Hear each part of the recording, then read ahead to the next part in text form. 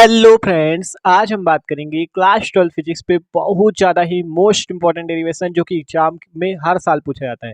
Prism के अपवर्तनांक के लिए सूत्र। ठीक है, आज हम लोग प्रिज्म के अपवर्तनांक के लिए सूत्र का पूरा डेरिवेशन करेंगे क्योंकि ये डेरिवेशन आपका एग्जाम के लिए सबसे ज़्यादा महत्वपूर्ण है और ज़्यादातर तो भाई हर साल ही पूछा जाता है। तो यार प्लीज़ वीडियो को शुरू से लेकर आखिर तक जरूर देखना, टॉपिक आपका बहुत ज़्यादा इंपॉर्टेंट है। तो चलो देखते हैं प्रिज्म के अपवर्तनांक के लिए सूत्र। ठीक है, तो सिंपल है एकदम, बहुत आसानी से समझेंगे। तो देखो, ये सिंपल हमने एक प्रिज्म बना रखा है। प्रिज्म होता क्या है? प्रिज्म जो होता है दो अपवर्तक पृष्ठों से घिरा होता है। दो अपवर्तक पृष्ठ कैसे? एक अपवर्तक पृष्ठ ये हो गया, एक अपवर्तक पृष्ठ ये हो गया। दो अपवर्तक पृष्ठों से घिरा होता है, ठीक है।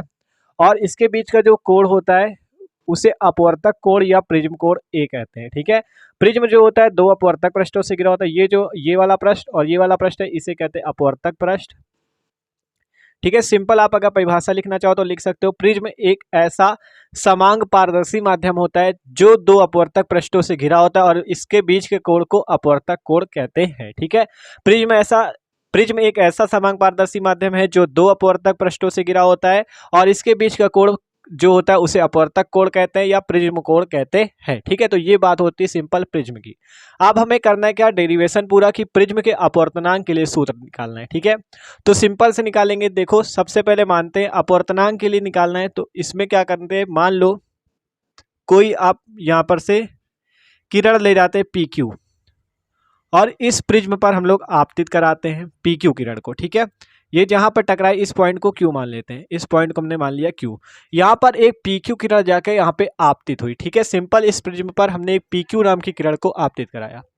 आप सिंपल समझो, देखो अपवर्तन में क्या होता है, जब कोई किरण आपतित होती है, ठीक है, जब कोई किरण आती है किसी पृष्ठ पर, परावर्तक पृष्ठ पर, तो हम उस पर सबसे पहले एक अभिलंब खींचते हैं। ठीक है, और अगर वो विरल माध्यम से सघन माध्यम में जा रही होती है, विरल माध्यम से सघन माध्यम में जा रही होती है, तो ये किरण अपवर्तित होने के पश्चात अभिलंब की ओर झुकती है और अगर कहीं इसका उल्टा हो, सघन से विरल जा रही हो, तो अभिलंब से दूर हटते हुए इस टाइप से चली जाती है। ये होता है अपवर्तन। अपवर्तन में क्या होता है, अगर कोई परावर्तक पृष्ठ है उस पर आपतित किरण आती है तो हम सिंपल उस पर अभिलंब खींच लेते हैं।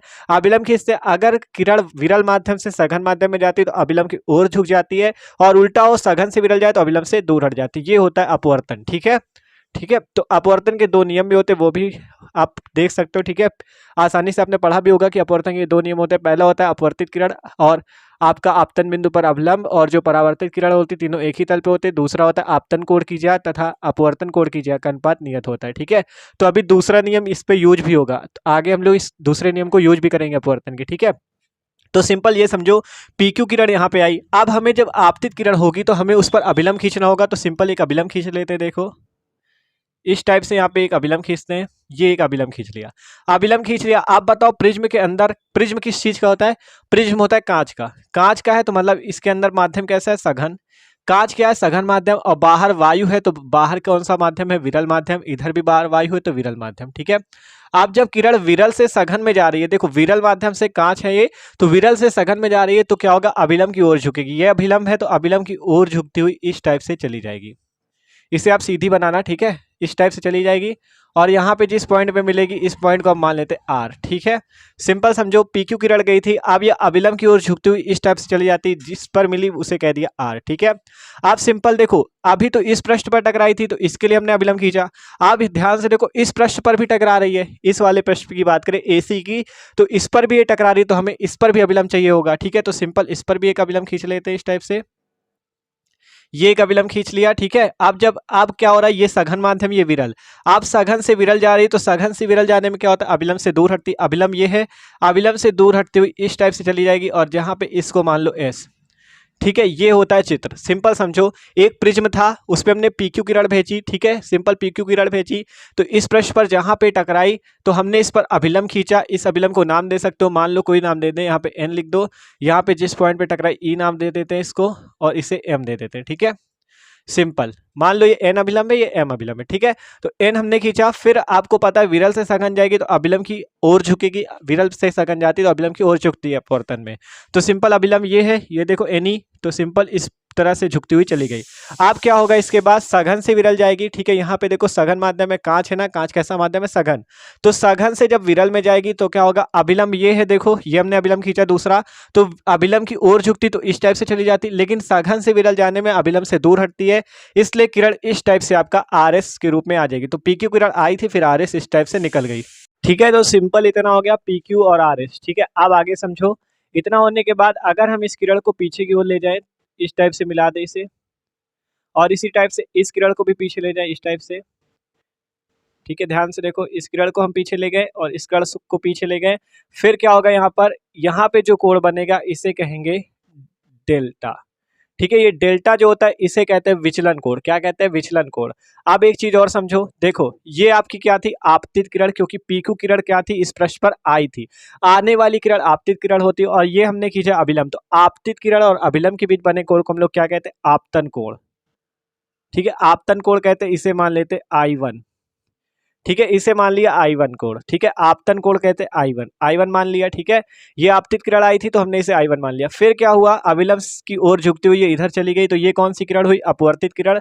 तो अभिलंब और अपवर्तित किरण के बीच बना कोण कौन सा कोण होता है, अपवर्तन कोण, जिसे नाम दे देते R1। देखो ये अभिलंब है, ये अपवर्तित किरण गई है, तो अपवर्तित किरण और अभिलंब के बीच बने कोण को R1 नाम दे दिया। अब इसके बाद क्या हुआ, इस पृष्ठ पर जाके टकराई, तो जब इस पृष्ठ पर जाके टकराई तो अब ये पृष्ठ, ये जो किरण आ रही ये इसके लिए क्या होगी, आपकी आपतित किरण। तो आपतित किरण और अभिलंब के बीच कोण बनेगा, वो बनेगा I।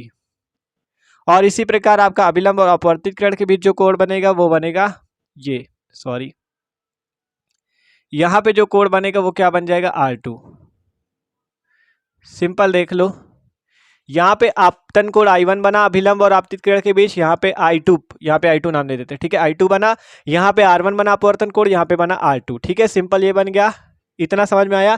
सिंपल कैसे बना, ये आपतन कोण I1 अभिलंब और आपतित किरण के बीच, यहाँ पे भी अभिलंब और आपतित किरण के बीच दूसरा बना I2 कोण, यहाँ पे R1 और यहाँ पे R2। इतना हो गया। और ये डेल्टा जो बना है ये विचलन कोण बना है। ठीक है, इस पॉइंट को भी कोई नाम दे सकते हो, मान लो इस पॉइंट को हम नाम दे दें डी नाम दे देते हैं। ठीक है, तो सिंपल ये पूरा चित्र बनता है। आप देखो यहाँ पे डेल्टा कोण बना है, तो यहाँ का कोण जो हो जाएगा ये आपका हो जाएगा डेल्टा 1। ठीक है, और इसी प्रकार से ये हो जाएगा डेल्टा 2। ये मतलब पहली किरण के कारण विचलन है, ये दूसरी किरण के कारण विचलन है। अगर यहाँ से आप कुल विचलन कोण निकालो, कुल विचलन निकालो, तो वो कितना आ जाएगा, डेल्टा बराबर, इस डेल्टा बराबर delta 1 plus delta 2, delta 1 plus delta 2। कुल विचलन निकालोगे तो वो आ जाएगा डेल्टा बराबर डेल्टा 1 प्लस डेल्टा 2। तो अब आपका जाके ये पूरा चित्र कंप्लीट हो चुका है। अब हम लोग इसका डेरिवेशन देखेंगे। ठीक है, चित्र कैसे हुआ, सिंपल प्रिज्म था, ये किरण आई, फिर अभिलंब खींचा, तो अभिलंब और आपतित किरण के बीच बना कोण आपतन कोण I1, फिर जब अभिलंब और अपवर्तित किरण के बीच R1, फिर इसी प्रकार से I2 इधर बना था, इधर R2, फिर इस किरण को पीछे मिलाया, इस किरण को पीछे मिलाया, तो इसके बीच जो कोण बना इसे डेल्टा नाम दिया गया। डेल्टा का नाम अल्पतम विचलन कोण। ठीक है, फिर यहाँ पे जब डेल्टा बना तो इस आपका जो ये पीक्यू किरण आई थी इसके कारण डेल्टा 1 बनेगा, ये आपका इस किरण के कारण है विचलन कोण। इसी प्रकार यहाँ पे डेल्टा 2 बनेगा, ये RS किरण के कारण है विचलन कोण। ठीक है, तो ये सिंपल हो गया। तो यहाँ से अगर आप कुल विचलन कोण निकालना चाहो तो वो कितना हो जाएगा, डेल्टा बराबर डेल्टा 1 प्लस डेल्टा 2। तो चित्र आपका कंप्लीट है। अब इसका डेरिवेशन देखते हैं। ठीक है, तो सिंपल पहले यहाँ से हम लिखते हैं, देखो क्या लिखेंगे आगे। देखो यहाँ पे अगर बात करें हम लोग, यहाँ पे जो कोण I1 बनना है, देखो इस टाइप से बन रहा है, यहाँ का कोण है I1, देखो ध्यान समझना, ये कोण I1 है, और यहाँ पे एक बीच में लाइन इस टाइप से खींची हुई है, और इतना कोण, ये वाला कोण डेल्टा 1 है, और इतना जो कोण है ये है R1 के इक्वल। ठीक है, ध्यान समझो, ये कोण आपका डेल्टा 1 है, ये कोण है R1, और ये पूरा कोण है I1। आप देखो एक मैथ में आपने पढ़ा होगा शीर्षा विमुख कोण। मान लो अगर ये कोण 60 डिग्री का है तो ये कोण भी 60 डिग्री का हो जाता है। क्यों, क्योंकि ये शीर्षा विमुख कोण होते हैं। इसी प्रकार से यहाँ पे अगर I1 है और यहाँ पे डेल्टा 1 और R1, तो ये वाला कोण इस पूरे कोण के बराबर हो जाएगा। मतलब I1 किसके बराबर हो जाएगा, डेल्टा 1 और R1 के योग के। I1 बराबर हो जाएगा डेल्टा 1 प्लस R1। क्यों, क्योंकि ये शीर्षा विमुख कोण है। आप यहाँ से लिख सकते हो I1 बराबर डेल्टा 1 प्लस R1। क्यों, क्योंकि शीर्षा विमुख कोण है। देखो इतना कोण I1, तो ये इसके पूरे के बराबर होगा, इतने पूरे के, तो डेल्टा 1 और R1 को जोड़ दोगे तो ये I1 के बराबर हो जाएगा। क्यों, क्योंकि ये शीर्षा विमुख कोण है। इस टाइप से शीर्षा विमुख कोण बनते हैं। देखो ये I1 है, तो इस डेल्टा 1 और R1 की योग के ये बराबर हो जाएगा। तो यहाँ से हमने लिख दिया I1 equal to delta 1 plus R1। क्यों ऐसा हुआ, क्योंकि शीर्षा विमुख कोण है। तो यहाँ से अगर डेल्टा 1 की वैल्यू निकाले तो डेल्टा 1 बराबर I1 माइनस R1 आ जाएगा। इसे मान लिया समीकरण नंबर 1। देखो यहाँ से हमने डेल्टा वन की वैल्यू निकाली तो I1 ये है, ये R1 इधर आ जाएगा तो I1 माइनस R1। ठीक है, सिंपल ये हो गया। आप देखो इसी प्रकार से अगर इधर देखें, यहाँ पे देखो ये जो आपका है, ये जो I2 है ये किसके बराबर हो जाएगा, इस पूरे कोण के, क्योंकि यहाँ पे भी तो शीर्ष अभिमुख कोण लगेगा। यहाँ पे कोण I2 है और इस टाइप से यहाँ पे देखो डेल्टा 2 है और यहाँ पे है R2, तो I2 बराबर क्या हो जाएगा, डेल्टा 2 प्लस R2। जैसे यहाँ पे I1 बराबर डेल्टा 1 प्लस R1, वैसे ही वहाँ पे I2 बराबर डेल्टा 2 प्लस R2। तो यहाँ से लिख देते हैं I2 बराबर डेल्टा 2 प्लस R2। इसे मान लेते हैं, देखो अभी रुको, डेल्टा 2 की वैल्यू निकालो, डेल्टा 2 बराबर I2, इस R2 को इधर कर लो, I2 माइनस R2 बना लिए समीकरण नंबर 2। ठीक है, सिंपल। देखो इतना तो कर लोगे। सबसे पहले ऐसा क्यों हो रहा है, क्योंकि ये शीर्षाभिमुख कोण यहाँ पे लग रहा है। देखो ये वाली लाइन देखो, ये वाली लाइन देखो, ये I1 कोण है और ये वाला पूरा कोण, इसका योग मतलब डेल्टा 1 प्लस R1 का योग जो होगा वो I1 के बराबर होगा, क्योंकि शीर्षाभिमुख कोण। तो सिंपल ये लिख दिया। इसी प्रकार यहाँ पे ये डेल्टा 2 और R2 का योग किसके बराबर हो जाएगा, I2 के, क्योंकि ये भी शीर्षाभिमुख कोण है। तो इतना कर लोगे आसानी से। डेल्टा 1 और डेल्टा 2 की वैल्यू निकल आई। अब यहाँ से लिखते हैं कुल विचलन कोण।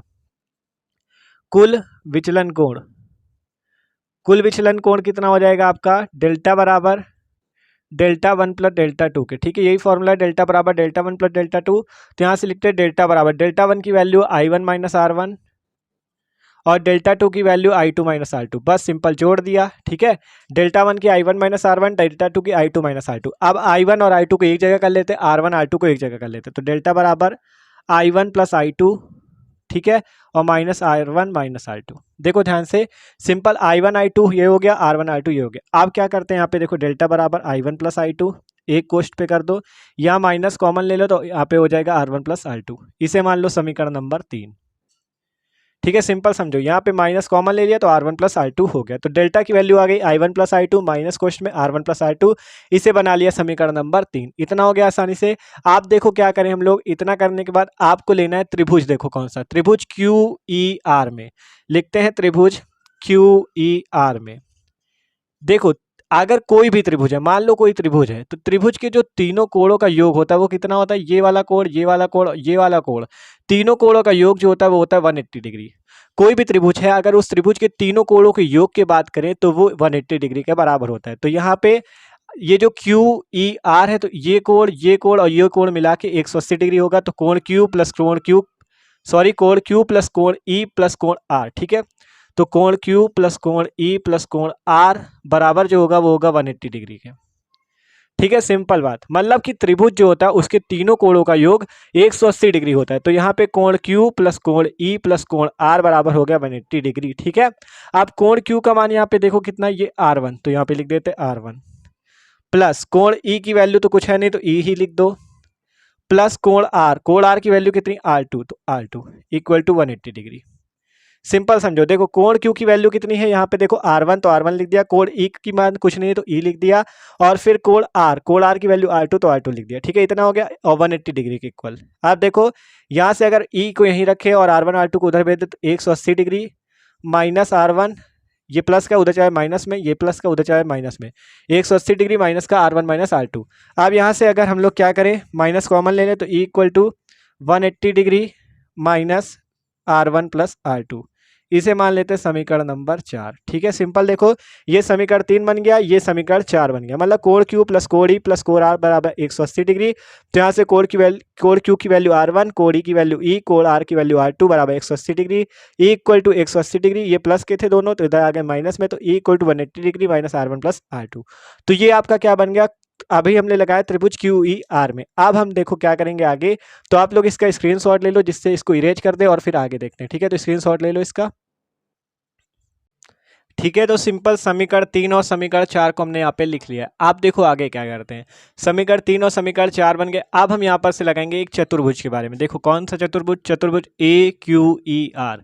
अगर बात करें चतुर्भुज AQER इस टाइप से बना हुआ है। देखो ये A है, ये Q है, ये E है, ये R है। ठीक है, अब बात करें चतुर्भुज की, तो चतुर्भुज में जो चारों कोण होते हैं, देखो ये कोण भी 90 डिग्री का है, ये कोण भी 90 डिग्री का है, ये कोण भी 90 डिग्री का है, और ये वाला कोण भी आपका 90 डिग्री का है। ठीक है, चारों कोण आपके 90-90 अंश के हैं। ठीक है, तो अब अगर हम यहाँ से लगाएं चतुर्भुज AQER में, चतुर्भुज AQER में, तो देखो चारों अगर आप जोड़ो कोण 90 90 90 90, चारों कोण जोड़ोगे तो 360 डिग्री आएगा।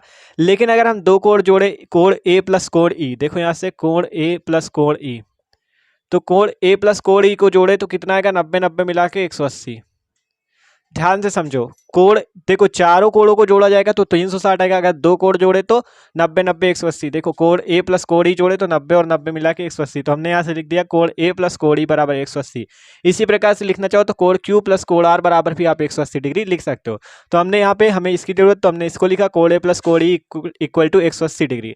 आप यहाँ से देखो कोण ए कितना होता है, ये प्रिज्म कोण के बराबर हो जाएगा ए के, तो यहाँ पे लिख देते ए प्लस कोण ई की जगह ये वाली वैल्यू रख दो, कितनी आ जाएगी 180 डिग्री माइनस का R1 plus R2 equal to 180 degree. Simple देखो, ए कोण ए की वैल्यू ए, कोण ई की वैल्यू कितनी हो जाएगी ये वाली, इसको रख दो और इक्वल टू में 180। आप देखो यहाँ भी 180 यहाँ भी 180 कैंसिल हो जाएगा, बचा क्या, इधर माइनस का उससे उधर भेज दो तो a equal to R1 plus R2। A की वैल्यू आ गई R1 प्लस R2, इसे मान लेते समीकरण नंबर 5। ध्यान से देखो क्या हुआ यहाँ पे, सिंपल देखो, ये आपका कोण ए प्लस कोण इक्वल टू 180 था, ए ई की वैल्यू ये रख दी, 180 इधर 180 इधर कट जाएगा तो ए इक्वल टू ये माइनस का उधर भेज दो प्लस का, तो a equal to R1 plus R2। आप देखो अब आपको नीचे आप क्या लिखना है, अब तो त्रिभुज भी लगा लिया, चतुर्भुज लगा लिया, अब आपको एक चीज लिखना है। देखो यहाँ पे लिखना है अल्पतम विचलन की स्थिति में, लिखना है अल्पतम विचलन की स्थिति में। अल्पतम विचलन की स्थिति में देखो तीन चीजें होंगी, क्या क्या होगा, I1 जो है आपका, I1 कोण, ये आपतन I1 आपतन कोण और I2 ये दोनों इक्वल हो जाएंगे बराबर I के, और यहाँ से R1 कोण बराबर R2 कोण बराबर हो जाएगा R के, और ये जो आपका विचलन कोण डेल्टा बराबर हो जाएगा डेल्टा M के। ठीक है, ये तीन चीजें होंगी जब अल्पतम विचलन की स्थिति होगी। देखो जब अल्पतम विचलन की स्थिति होगी तब आपकी तीन कंडीशन बनेगी। पहली कंडीशन I1 बराबर I2 बराबर I, और R1 बराबर R2 बराबर R, और डेल्टा बराबर डेल्टा M के हो जाएगा। ठीक है, तो जहां जहां पे ये वैल्यू है आपको पुट करनी होंगी, ये आपको याद रखना है।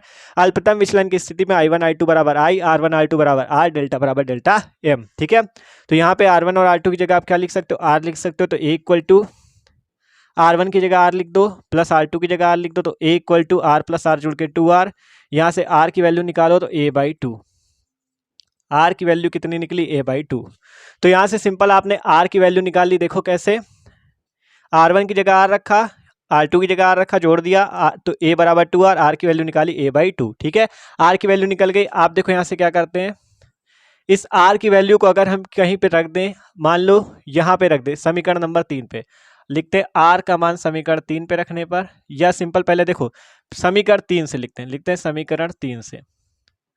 समीकरण 3 क्या है, देखो ध्यान से, डेल्टा की जगह हम लोग क्या लिख देंगे, डेल्टा एम। अल्पतम विचलन की स्थिति में डेल्टा की जगह डेल्टा एम लिख दो, और I1 और I2 की जगह क्या लिख सकते हो, I1 I2 बराबर क्या हो जाएगा अल्पतम विचलन में I के बराबर, तो यहाँ पे लिख देते हैं I1 प्लस I2 की जगह I plus I, minus R1 और R2 की जगह R प्लस R। ध्यान से देख लो, अल्पतम विचलन में डेल्टा बराबर डेल्टा एम लिखा, I1 और I2 की जगह I प्लस I लिखा, R1 R2 की जगह R प्लस R लिखा, तो यहाँ से डेल्टा एम बराबर I प्लस I जोड़ो 2I, R प्लस R जोड़ो 2R, डेल्टा एम बराबर 2I माइनस 2R की जगह आप क्या लिख सकते हो, 2R की जगह आप लिख सकते हो A। देखो 2R की जगह क्या लिख सकते हो, A लिख सकते हो। सिंपल 2R की जगह A है तो 2R की जगह A लिख दो। ठीक है, यहाँ 2R था, यहाँ भी 2R की जगह A के बराबर है ना, तो 2R की जगह A लिख दिया। अब इस इधर A क्या है, माइनस का है, इधर ले ले तो प्लस का हो जाएगा, तो 2I equal to A plus del M. ठीक है, देख लो ध्यान से, ये 2I है प्लस का, इधर A माइनस का है तो इसे इधर भेज दो, तो 2I इक्वल टू हो जाएगा A प्लस डेल एम। अब अगर यहाँ से वैल्यू निकाल ले आपकी, किसकी, आपका निकाल ले I की वैल्यू, देखो यहाँ पे दिख जाएगा कि नहीं। ठीक है, तो देखो यहाँ पे देख लेना, 2I equal to A plus del M आया। अगर यहाँ पर से हम लोग क्या निकालें, अगर आपका क्या करते हैं, यहाँ से देखो A प्लस डेल एम है, अगर इस I को, ये जो 2 है इसे उधर भेज दे तो I इक्वल टू आ जाएगा A plus del M by 2।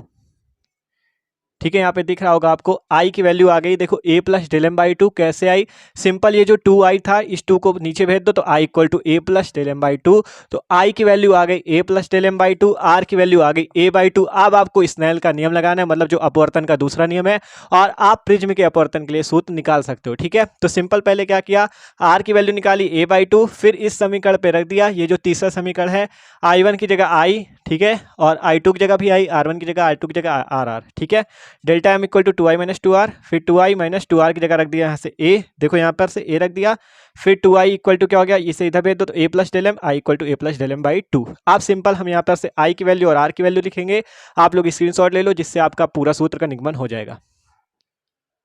ठीक है, तो दोनों वैल्यू हमने यहाँ पे लिख लिया, r की वैल्यू, i की वैल्यू। अब यहाँ से लिखते हैं स्नेल के नियम से, स्नेल के नियम से, स्नेल के नियम से क्या हो जाएगा, स्नेल का नियम क्या होता है, n बराबर साइन i बटा साइन r। ठीक है, मतलब जो आपतन कोण की ज्या, i का मतलब आपतन कोण, ज्या का मतलब साइन, आपतन कोण की ज्या तथा अपवर्तन कोण की ज्या का अनुपात एक नियत होता है, मतलब नियतांक होता है n के बराबर। ठीक है, तो n इक्वल टू i की जगह रख दो i का मान, r की जगह r का, i का मान कितना, a plus delta M by 2,